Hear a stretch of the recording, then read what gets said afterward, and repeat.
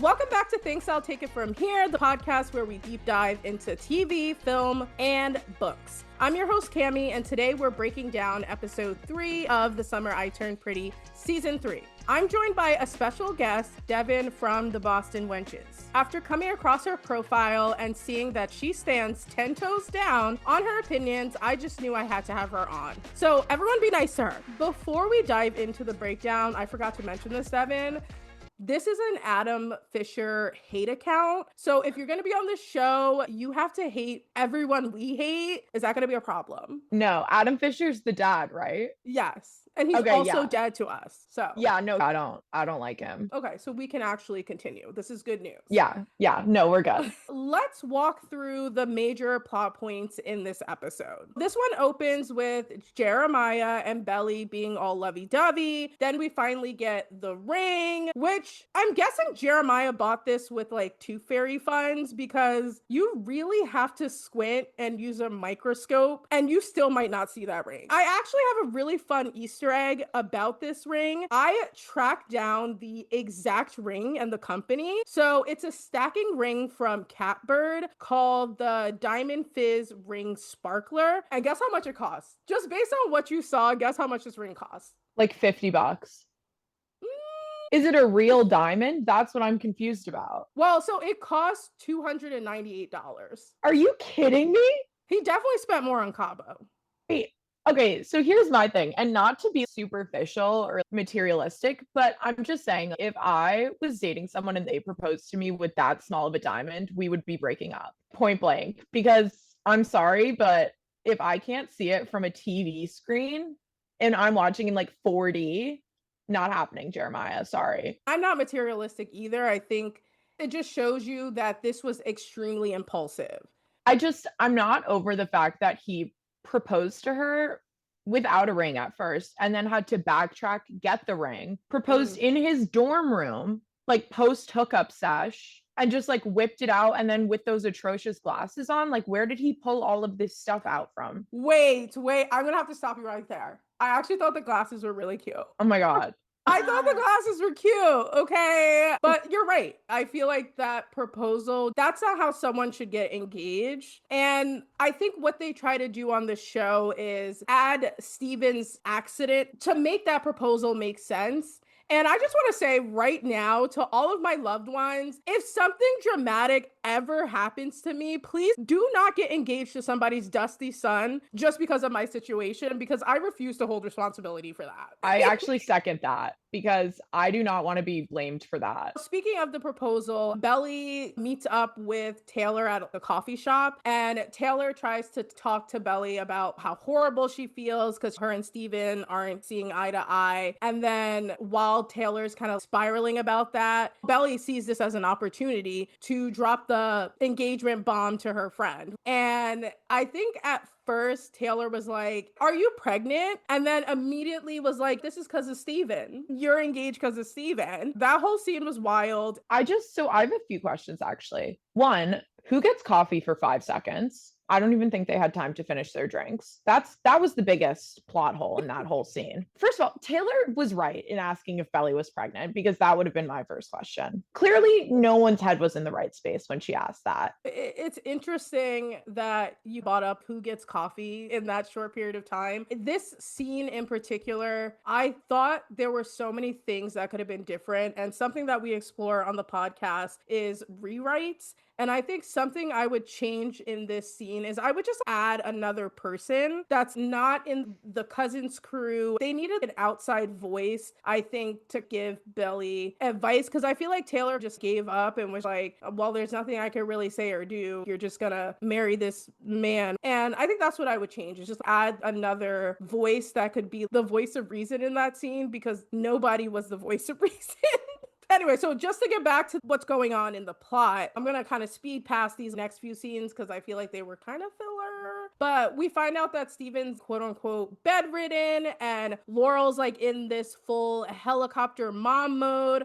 Honestly, she probably was feeling guilty considering that while Steven was in a coma, she was hooking up with her ex, which is interesting because the moment Susannah's out of the picture, Laurel and John suddenly hook up.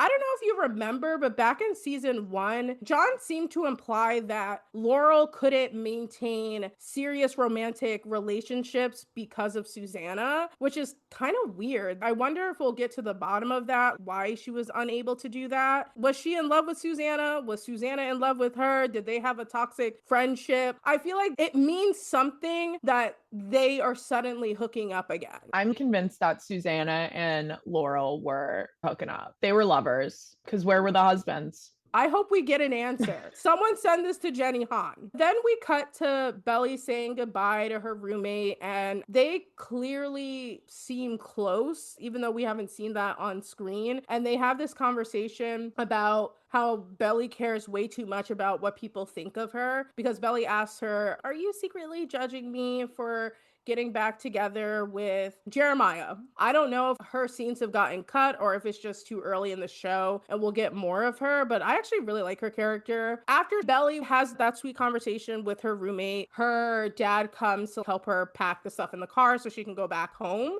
And that car ride was kind of awkward because John was trying not to make it obvious that he and Laurel hooked up. And then Belly was also trying not to blurt out that she's engaged. The dad misinterprets Belly being weird as her suspecting something about him and Laurel. So he then confronts Laurel and says, "I think Belly might know something's going on between us." And then Laurel instantly switches back into the emotionally unavailable queen she's been since season one and uninvites him to Susannah's dedication so that the kids don't get the wrong idea. How do you feel about this whole random Laurel and Jean arc? Okay, so I'm a Laurel hater. I have been since day one, and I will continue to be until this show ends. But I just think this storyline is kind of dumb. Let's just call it what it is. We're focusing on Jeremiah, Conrad, and Little Miss Belly. But why don't we just focus on that and then the Stephen and Taylor of it all? Why are we adding in this whole plot line where the mom and dad are hooking up again? Like, no one really cares. And it's just going to add this unfinished storyline that they're never going to get to. And it's just going to be like, we're on the season finale. And then this show's ending after this season, right? So we're gonna get to the season finale, and everyone's gonna be like, okay, so what happened to that weird storyline where like the parents hooked up and now they're just not together again? Speaking of side plots taking center stage in this show, we get the scene with Taylor and her mom. And you know what's interesting? This is when we start to really understand just how messy Taylor's mom is. If you think Taylor is immature, her mom somehow is worse, right? Like she's dating toxic men and putting emotional pressure on Taylor and basically flipping the roles so that Taylor's the one that's parenting. But we're going to get to that a little bit later in their later scene, because then we jump to Jeremiah and Belly, who are discussing how they want to break the news of their engagement, especially to Conrad. And they already know people are going to think they're crazy, which, yeah, because you are. We cut to Conrad now. And, you know, he had just lost his job at the clinic in the last episode. And Agnes is saying she's going to help him get a job like at a lab or something like that with her friend.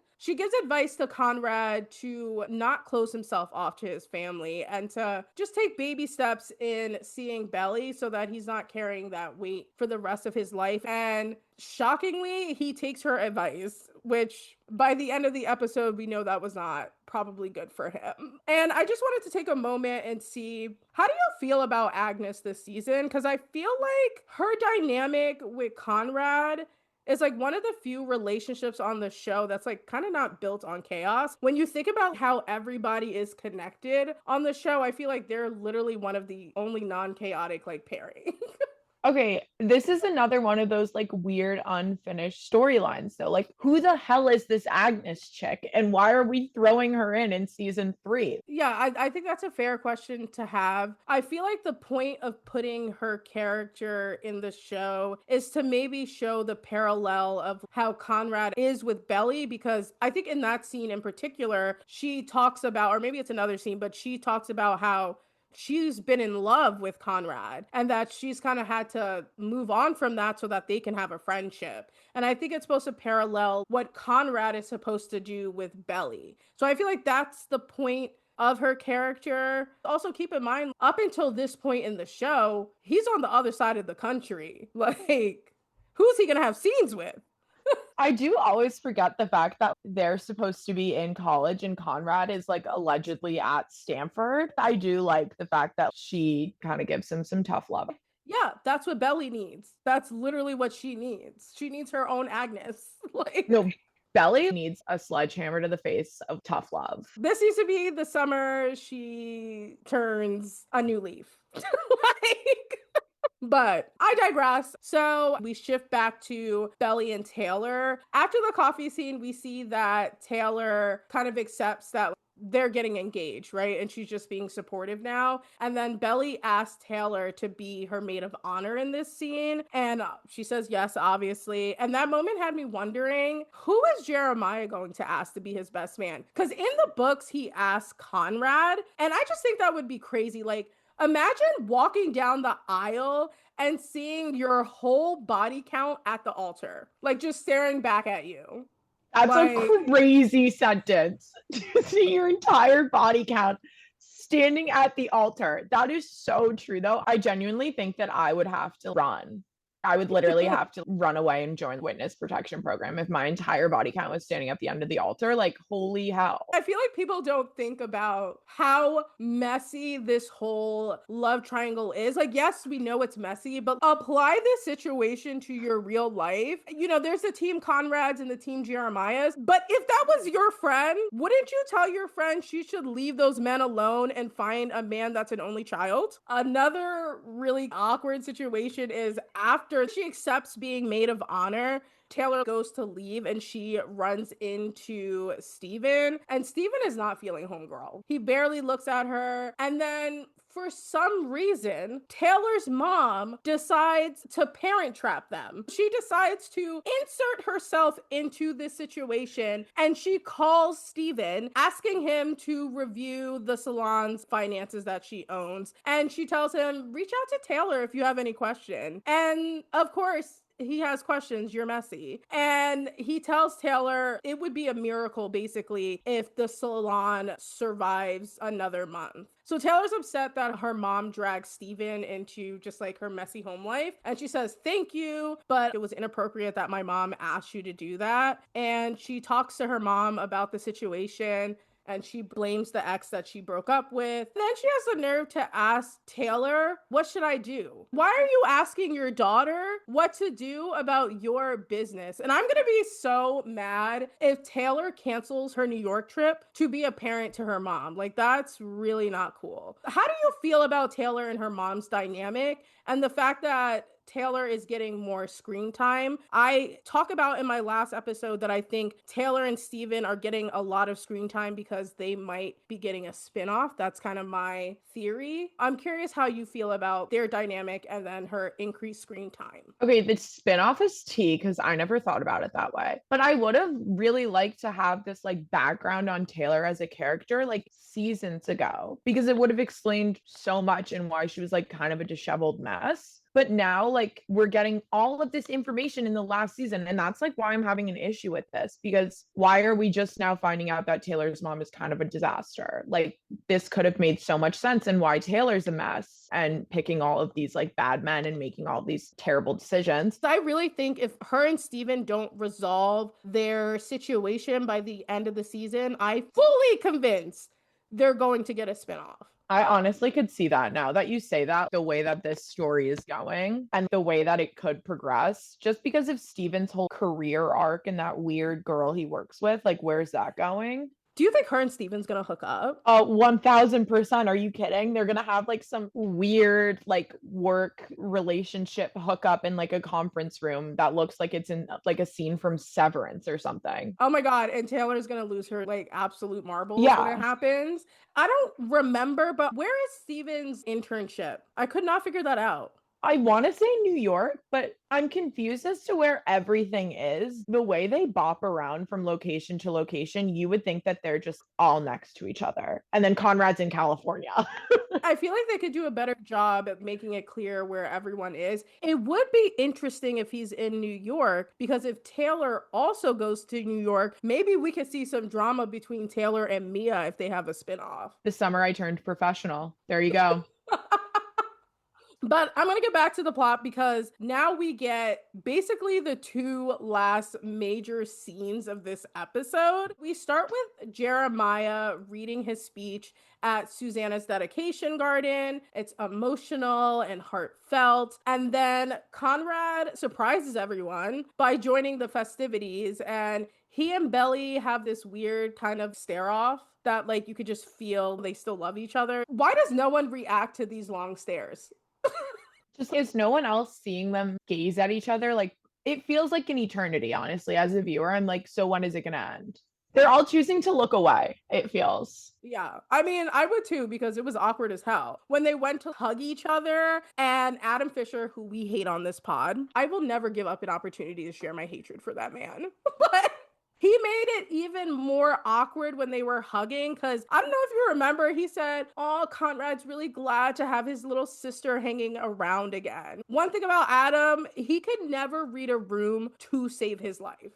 Why did he call Belly his little sister when he knows that they dated? Adam Fisher is a freak, and not the fun kind. No. But again, I will never give up an opportunity to crap on that man. After that awkward scene, then we get to that infamous Last Supper, which I think the episode is called. And on the ride over, Belly and Jeremiah agree that they're not going to tell their families about the engagement just yet, which clearly only lasts about an hour. Steven and Conrad have a little one-on-one convo that feels kind of off. The two have clearly grown apart. It's clear because of how forced the conversation feels. After that awkward conversation, they sit down for their dinner, or is it lunch? Because the sun was out. I don't know if brunch. It felt like a rich person brunch.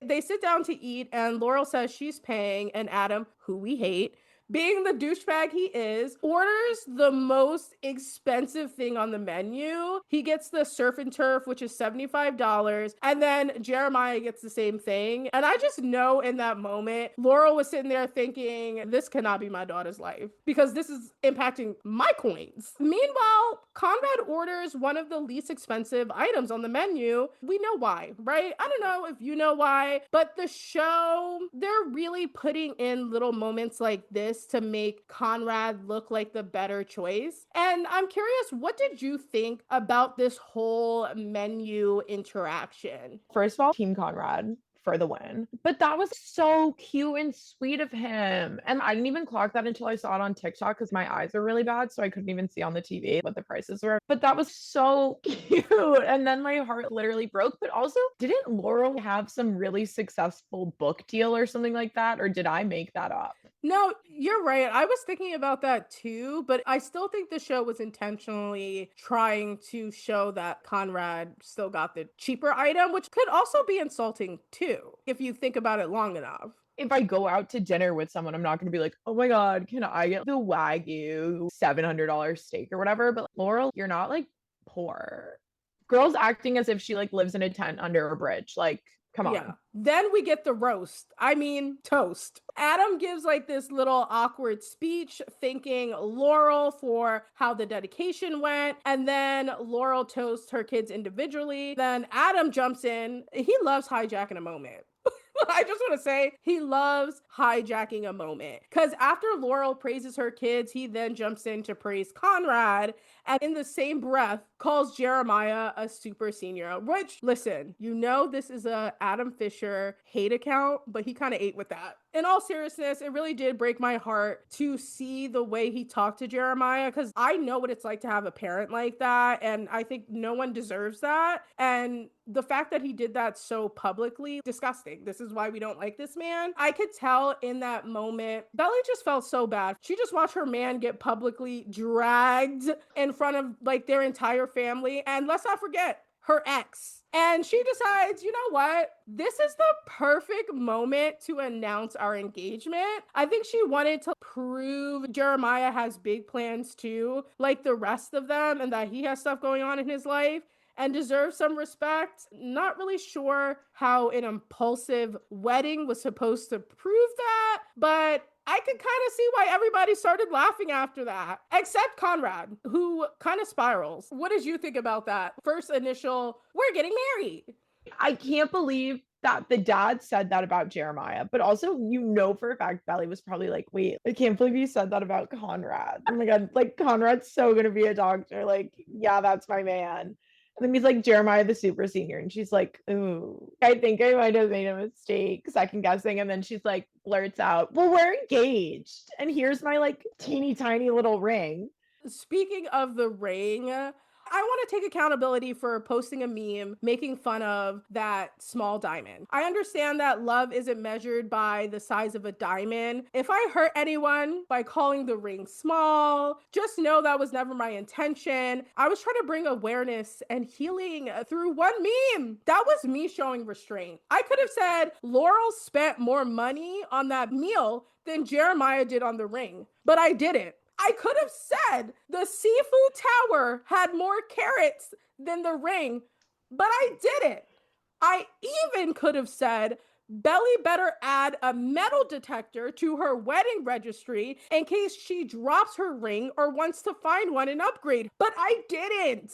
So I just want to say, if you guys are canceling me for roasting a fictional character's ring choice, just know my apology tour will be epic and fully sponsored with merch. Matter of fact, everybody tag Catbird, the maker of the ring, so they can sponsor my apology tour. That's all I'm going to say on that. But in all seriousness, I'm not here to shame the small diamond ring community. Love should be defined by how we show up in our relationships, not by what's on our fingers. What matters most is commitment, connection, and the depth of the bond that you're building with the love of your life, which is why this whole thing felt even more chaotic, because the moment she showed the ring, the tension exploded at the table. And meanwhile, the servers are just here calmly setting down the seafood tower like they didn't just walk into a family meltdown in real time. And I honestly don't blame Laurel for rushing to get up out of there, because I would have done the same thing.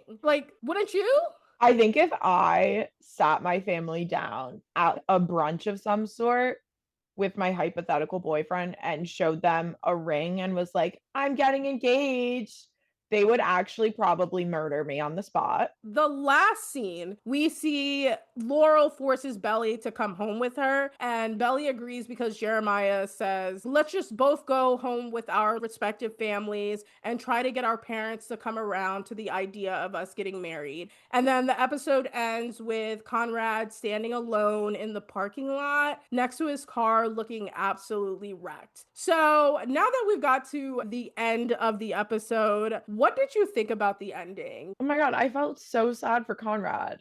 He was just standing there all alone and everyone forgot about him. And it's like he came all the way from California just for you guys to leave him in the parking lot. But then again, I'm also thinking about like that Taylor Swift song where it's like, help, I'm still at the restaurant. You know that one? I'm also a part-time singer, so like it's whatever. No, I'm kidding. I can't sing to save my life. But I digress. I genuinely felt so bad. And then Belly and Jeremiah making out right after. It's like, guys, are you kidding me? No one can read a room. You caused this huge family blow up and you're like, yeah, now's the time for us to get it on. That's what turns you on. I think honestly at this point, everybody is a little delulu. I was like, I think we've lost it. Like, we lost the plot. We've lost the plot, you guys. I'm actually surprised they didn't have it raining. I feel like, can you imagine Conrad in the rain? They really would have ate with that. No, because that would have been way too cliche. I'm surprised there wasn't a Taylor Swift song playing, because they play Taylor Swift in every single scene. Who is paying for this music budget, and how can they afford this insane music catalog? They were playing Chappell Roan and Billie Eilish in the episode. I was like, oh my God. It's like hits 100. I know. It's going to be interesting, when we're all old and decrepit. Well, I won't be. Obviously. when some people are. And we go back and watch this show, it's gonna feel like a time capsule of music and just the vibes of this period of time. So that is a wrap on this episode of Thanks, I'll Take It From Here. Big thanks to Devin for joining me. Devin, can you tell folks where they can find you and what kind of content you post? You can find me at Boston Wenches on TikTok, where me and my 2 roommates post reality TV recaps, just anything, pop culture info. I will drop her TikTok in the show links. If you're listening and enjoying this combo, don't forget to follow, rate, or share the podcast. New episodes drop weekly, and you can catch extra clips, chaos, memes on TikTok and Instagram at Take It From Here Pod. Thank you guys for listening. Goodbye.